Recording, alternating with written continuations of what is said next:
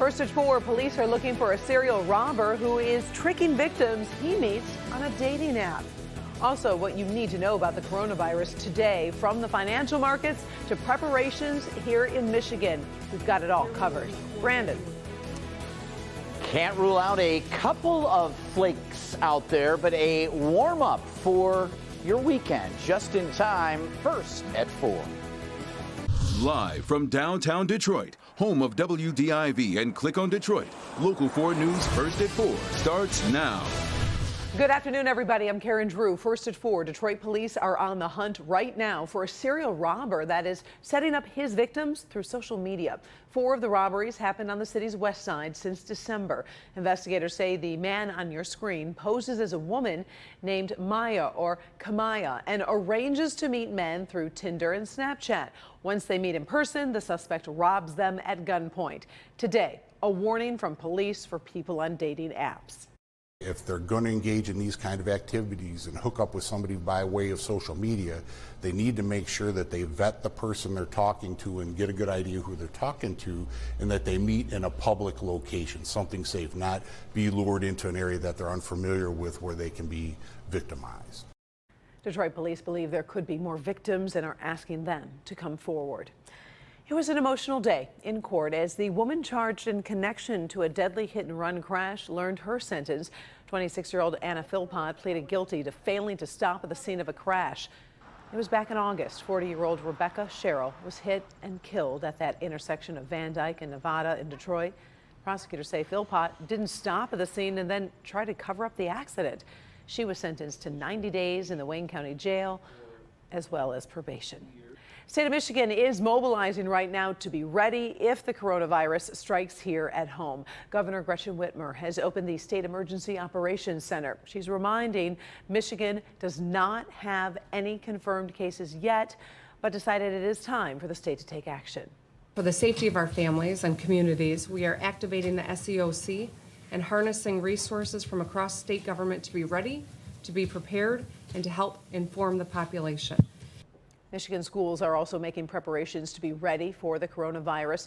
We'll have more on that part of the story in a minute, but first, we're going to focus on the big picture. New countries reporting infections and continuing pressure on the world economy. Kimberly Gill working this story from our newsroom, sorting through all of today's latest developments. Kim. Hi, Karen. Good afternoon. As the world tries to contain the virus, many businesses are paying the price because of cancellations and closures spanning the globe.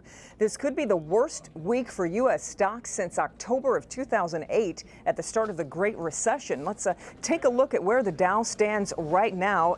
It is down. Stocks have been cratering, losing 800 to 900 points for most of the day today. It's really the uncertainty of how long the outbreak will be a drag on business that's pushing those numbers down. The Dow looks like it's going to close down about 350 points for the day. We do know the virus has spread to almost 60 countries, with New Zealand, Lithuania, Nigeria, and the Netherlands among those added to the list. Worldwide, about 83,000 people have gotten sick. The closures, we're talking about Tokyo Disneyland will be shut down in Japan until at least March 15th.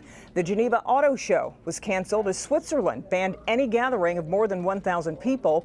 The Trump administration has been trying to steady everyone's nerves. Are you going to see some schools shut down? Probably. May you see impacts on public transportation? Sure, but we do this. We know how to handle this. I am confident that this administration has taken actions that have significantly reduced risk and will continue to do so. And today, the Secretary General of the United States is urging calm, saying now is not the time to panic, but to be fully prepared. We'll be here sharing information to help you through the crisis. Until then, Karen, we'll send it back to you for more news of the day. All right. Thank you, Kim. Now we're going to Paula Tutman. She's in Rochester, where schools are preparing, sharing safety information and trying to avoid any backlash in our communities. Paula. Yeah. Hi, Karen. Hi, Kimberly. So schools are taking this very, very seriously, but also understanding that in Michigan, this is not an acute crisis. So here's the situation today. Now, not next week or 2 weeks from now, but certainly today, what I get is a sense that their bigger fear is how humans will treat other human beings based on their fears. The world is being considered a petri dish when it comes to the COVID-19 strain of the coronavirus.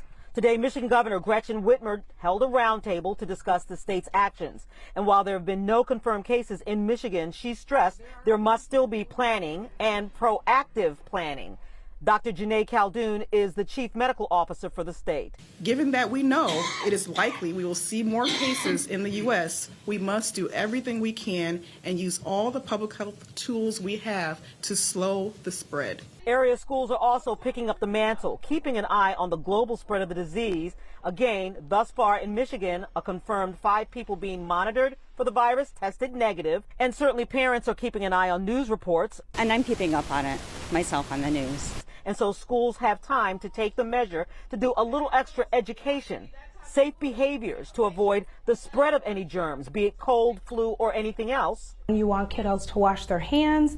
You want them to make sure they're not drinking off of each other, and all of those safety precautions that we talk about every year. So we should still be doing that, but also having those conversations that if someone does look ill, if they are coughing, that you should not mistreat them. Shaking hands and hugging are also being dissuaded, but not kindness. And the Rochester Community School District is reminding students and their parents that the best way to stem a potential wave of fear and premature panic is in their behaviors. While the disease did originate in mainland China, what the district does not want is for projected fears to be placed on Asian students, sniffling students, or any students for any reasons. We're concerned about everybody's well-being, right? And the last thing we want to do is start racially targeting certain groups.